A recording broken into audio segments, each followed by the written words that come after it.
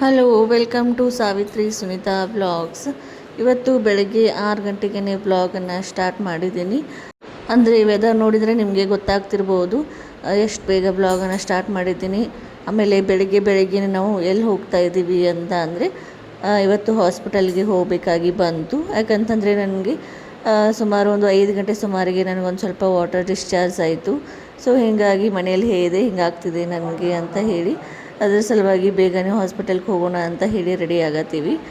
ಎಲ್ಲರೂ ಬೇಗನೆ ಸ್ನಾನ ಮಾಡಿ ರೆಡಿಯಾಗಿ ಹೋಗ್ತಾ ಇದ್ದೀವಿ ಇವಾಗ. ಆಮೇಲೆ ಬ್ಯಾಗಂತೂ ಆಲ್ರೆಡಿ ಪ್ಯಾಕ್ ಮಾಡಿಟ್ಟಿದ್ದೆ. ಒಂದು ವಾರ ಮುಂಚೆನೇ ನಾನು ಬ್ಯಾಗನ್ನೆಲ್ಲ ಪ್ಯಾಕ್ ಮಾಡಿಟ್ಟಿದ್ರು ನಮ್ಮಮ್ಮ. ಅಂದರೆ ಸಡನ್ನಾಗಿ ಯಾವಾಗ ಪೇಯ್ನ್ ಸ್ಟಾರ್ಟ್ ಆಗುತ್ತೆ ಅಂತ ಹೇಳೋದಕ್ಕೆ ಬರಲ್ಲ. ಸಡನ್ನಾಗಿ ಯಾವಾಗ ಹಾಸ್ಪಿಟಲ್ಗೆ ಹೋಗೋದಾಗುತ್ತೋ ಅಂತಲೂ ಗೊತ್ತಾಗಲ್ಲ. ಸೊ ಹೀಗಾಗಿ ಒಂದು ವಾರ ಮುಂಚೆನೇ ಬ್ಯಾಗನ್ನು ಪ್ಯಾಕ್ ಮಾಡಿದ್ವಿ. ಇವತ್ತು ಹೋಗಬೇಕಾಗಿ ಬಂತು. ಸೊ ಹೋಗ್ತಾ ಇದ್ವಿ ಹಾಸ್ಪಿಟಲ್ಗೆ.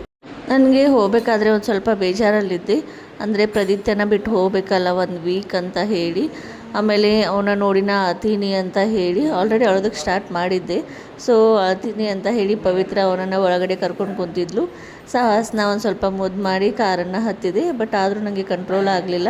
ಆಮೇಲೆ ಪ್ರದೀಪ್ತನ ಹೊರಗೆ ಕರೆಸಿ ಅವನನ್ನು ಮುದ್ದು ಮಾಡಿ ಅವ್ನು ಬಿಟ್ಟು ಬಂದ್ವಿ. ನಾನು, ಮಮ್ಮಿ, ಆಮೇಲೆ ನಮ್ಮ ಅಪ್ಪಾಜಿ, ಆಮೇಲೆ ಹೋಗ್ತಾ ದಾರಿಯಲ್ಲಿ ನಮ್ಮ ದೊಡ್ಡಮ್ಮನೂ ಕರ್ಕೊಂಡ್ವಿ. ಸೊ 5 ಜನ ಹೋಗ್ತಾ ಇದ್ವಿ ಹಾಸ್ಪಿಟಲ್ಗೆ ಇವಾಗ. ಆ್ಯಂಡ್ ಮಹೇಶ್ಗೂ ಹೇಳಿದೆ, ಒಂದು 6:30ಗೆ ಅವ್ರು ಕಾಲ್ ಮಾಡಿ ಹೇಳಿದೆ, ನೀವು ಬಂದುಬಿಡ್ರಿ ಹಾಸ್ಪಿಟಲ್ಗೆ, ನಾವು ಹೋಗ್ತಾ ಇದ್ದೀವಿ ಅಂತ ಹೇಳಿ. ಆಲ್ರೆಡಿ ನಂದು ಡೆಲಿವರಿ ಡೇಟು ಗುರುವಾರ ಇತ್ತು. ಸೊ ಗುರುವಾರ ಬರ್ತೀವಿ ಅಂತ ಹೇಳಿದ್ವಿ ಡಾಕ್ಟರ್ಗೆ. 6 ಗಂಟೆ ಸುಮಾರಿಗೆ ಬಂದು ಅಡ್ಮಿಟ್ ಆಗ್ತೀವಿ. ಆಮೇಲೆ 10 ಗಂಟೆ 11 ಗಂಟೆಗೆ ನಮ್ಮ ಡೆಲಿವರಿ ಮಾಡಬೇಕು ಅಂತ ಡಾಕ್ಟ್ರಿಗೆ ಹೇಳಿಬಿಟ್ಟಿದ್ವಿ. ಬಟ್ ಸಡನ್ನಾಗಿ ನನಗೆ ಈ ಥರ ಪ್ರಾಬ್ಲಮ್ ಆಯ್ತಲ್ಲ, ಹೀಗಾಗಿ ಬುಧವಾರನೇ ಹಾಸ್ಪಿಟಲ್ಗೆ ಹೋದ್ವಿ. ಸೊ ಇದೆ ಶ್ರೀನಿವಾಸ್ ನರ್ಸಿಂಗ್ ಹಾಸ್ಪಿಟಲ್ ಮಾಲಿಂಗ್ಪುರಲ್ಲಿ. ಸೊ ಬಂದ್ವಿ. ಸೊ ಬಂದಾಗ ಇನ್ನೂ ಹಾಸ್ಪಿಟಲಲ್ಲಿ ಯಾರೂ ಇರಲಿಲ್ಲ, ನಾವೇ ಇದ್ವಿ ಹಾಸ್ಪಿಟಲಲ್ಲಿ. ಸೊ ಹೋಗಿ ನೋಡಿದ್ವಿ, ಕೌಂಟರಲ್ಲೂ ಯಾರೂ ಇರಲಿಲ್ಲ. ಒಳಗಡೆ ನರ್ಸ್ ಎಲ್ಲ ಇದ್ದರು. ಅವ್ರಿಗೆ ಭೇಟಿಯಾಗಿ ಹೇಳಿದ್ವಿ ಹೀಗೆಲ್ಲ ಆಗ್ತಿದೆ, ಮೇಡಮ್ಗೆ ಭೇಟಿ ಆಗಬೇಕು ಅಂತ ಹೇಳಿ. ಅವರು ನನ್ನ ಅಡ್ಮಿಟ್ ಮಾಡಿಕೊಂಡು ಅವಾಗನೇ 1 ಅವರಲ್ಲಿ ನನಗೆ ಡೆಲಿವರಿಯನ್ನು ಮಾಡಿದರು. ಬೇಗನೆ ಅಡ್ಮಿಟ್ ಮಾಡಿದರು. ಸೊ ಬೇಗನೆ ಪಾಪು ಬಂತು. ಆ್ಯಕ್ಚುಲಿ ಯಾವ ಪಾಪು ಅಂತ ಅಂದರೆ ಹೆಣ್ಣು ಪಾಪು ಆಯಿತು. ಸೊ ಎಲ್ಲರಿಗೂ ಖುಷಿ ಆಯಿತು. ಫಸ್ಟ್ ಬೇಬಿ ಪ್ರದಿತ್ಯ ಗಂಡು ಪಾಪು ಇತ್ತಲ್ಲ, ಸೊ ಸೆಕೆಂಡ್ ಬೇಬಿ ಹೆಣ್ಣು ಪಾಪು ಆಯಿತು ಅಂತ ಹೇಳಿ ಎಲ್ಲರಿಗೂ ಖುಷಿ ಆಯಿತು. ಆಮೇಲೆ ಪಾಪುನ 1 ಅವರ್ ಅವ್ರ ಹತ್ರನೇ ಇಟ್ಕೊಂಡು ಆಮೇಲೆ ನಮ್ಮ ಕೈಯಲ್ಲಿ ಕೊಟ್ಟರು. ಆಮೇಲೆ ನನಗೂ ಎಲ್ಲ ಆಪ್ರೇಷನ್ ಎಲ್ಲ ಮಾಡಿ ನಾನು ವಾರ್ಡಿಗೆ ಶಿಫ್ಟ್ ಮಾಡಿದರು. ಬಟ್ ನಾ ಇನ್ನೂ ಪಾಪುನ ನೋಡಿರಲಿಲ್ಲ. ಸೊ ನನಗೊಂದು ಸ್ವಲ್ಪ ಪೇನ್ ಎಲ್ಲ ಇತ್ತು. ಆಮೇಲೆ ಒಂದು ಸ್ವಲ್ಪ ಚಳಿ ಜ್ವರ ಎಲ್ಲ ಬಂದಿತ್ತಲ್ಲ, ಸೊ ಹೀಗಾಗಿ ನಾನು ಮಲ್ಕೊಂಡ್ಬಿಟ್ಟಿದ್ದೆ. ಆ್ಯಂಡ್ ಇದು ನೆಕ್ಸ್ಟ್ ಡೇದು ವ್ಲಾಗನ್ನು ಹಾಗೆ ಕಂಟಿನ್ಯೂ ಮಾಡಿದ್ದೀನಿ. ಸೊ ನನ್ನ ಮೀಟ್ ಆಗೋದಕ್ಕೆ ಅಂಥೇಳಿ ನಮ್ಮ ಮನೆಯವರೆಲ್ಲರೂ ಬಂದಿದ್ದರು. ನಮ್ಮ ಅಕ್ಕ, ಆಮೇಲೆ ನಮ್ಮ ತಂಗಿ ಅಂದಿರು, ಆಮೇಲೆ ಅವ್ರ ಮಕ್ಕಳು ಎಲ್ಲರೂ ಬಂದಿದ್ದರು. ಆ್ಯಂಡ್ ಇವತ್ತು ಪ್ರದೀಪ್ತನ ಕೂಡ ಕರ್ಕೊಂಡು ಬಂದಿದ್ದರು. ಅವ್ನು ನೋಡಿ ಮತ್ತೆ ಅಳೋದಕ್ಕೆ ಸ್ಟಾರ್ಟ್ ಮಾಡಿದೆ. ಆಮೇಲೆ ಬಂದ ತಕ್ಷಣ ನನ್ನ ಮೈ ಮೇಲೆ ಬಂದು ಹತ್ತಿ ಕೊಡೋದೆಲ್ಲ ಮಾಡತ್ತಿದ್ದ. ಎಲ್ಲರೂ ಬೇಯತ್ತಿದ್ರು ಅವ್ನು ಕರ್ಕೊಂಡು ಕೂಡಬೇಡ ಅಂತ ಹೇಳಿ. ಬಟ್ ನನಗೆ ಕಂಟ್ರೋಲ್ ಆಗಲಿಲ್ಲ, ಅವ್ನು ಕರ್ಕೊಂಡು ಕುಂತ್ಬಿಟ್ಟೆ. ಆಮೇಲೆ ನೀರು ಬೇಕು ಅಂತ ಹೇಳ್ದ, ನೀರು ಕುಡಿಸಿದೆ. ಅವ್ನು ನೋಡಿ ನನಗಂತೂ ಫುಲ್ ಅಳೋನೇ ಕಂಟ್ರೋಲ್ ಆಗಲಿಲ್ಲ.